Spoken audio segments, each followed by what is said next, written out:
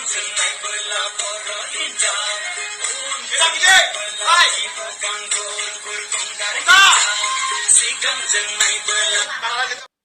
Everyone दिनैनि बे गोदान मोनसे भिडिअनि गेजेरजों नोंथांमोनखौ गासैखौबो बरायहरबाय। थ' लोगोफोर नोंथांमोनाथ' भिडिअनि इन्ट्र' आरो थाम्बनेलफोरावथ' नायनानै एसेब्लाबो हमनो हाखादों जानांगौ दै। थ' दिनैनि भिडिअआ मानि सोमोन्दै जागोन।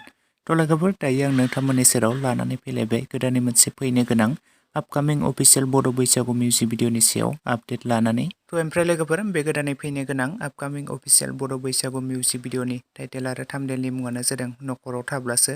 थ' ओमफ्राय लोगोफोर बे गोदानै फैनो गोनां आपकामिं अफिसियेल बड' बैसागु मिउजिक भिडिअआवनो जों गाहायै फावखौ खालामनाय नुनो मोनगोन मेन्डेला ब्रह्म बिथांमोनखौ।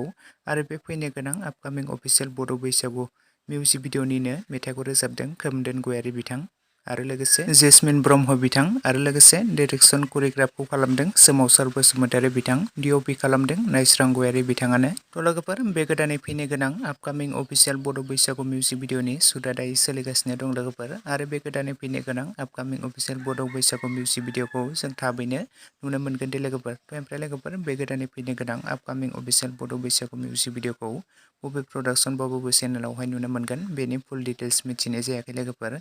थ' लोगोफोर बे गोदानै फैनो गोनां आपकामिं अफिसियेल बड' बैसागु मिउजिक भिडिअखौ नोंथांमोना दानिफ्रायनो नायनो थाखाय जोबोरैनो एक्साइटेड जाबाय नामा? जुदि नोंथांमोना बे गोदानै फैनो गोनां बड' बैसागु मिउजिक भिडिअखौ नायनो थाखाय जोबोरैनो एक्साइटेड जाबायब्ला कमेन्ट सेक्सननि गेजेरजों लिरना फोरमायहरोब्लानो जाबाय लोगोफोर। आरो नायनो थाखाय एसे नेनानै थाथ'लायोब्लानो जाबाय लोगोफोर। थ' लोगोफोर लोगोसेनो दासिमनि सुंद' आपडेट भिडिअ बेखिनियावनो। भिडिअखौ नायनानै जुदि नोंथांमोना मोजां मोनदोंब्ला लाइक शेयार एन्ड कमेन्ट्स खालामदो। लोगोसे चेनेलाव गोदानै फैदोंब्ला साबस्क्राइब खालामनानै खाथिनि बेल आइकनखौबो अल प्रेस खालामना लादो जाहाथे नोंथांमोना बेफोरबायदिनो गोदान गोदान आपडेट भिडिअ मोनबाय थायो।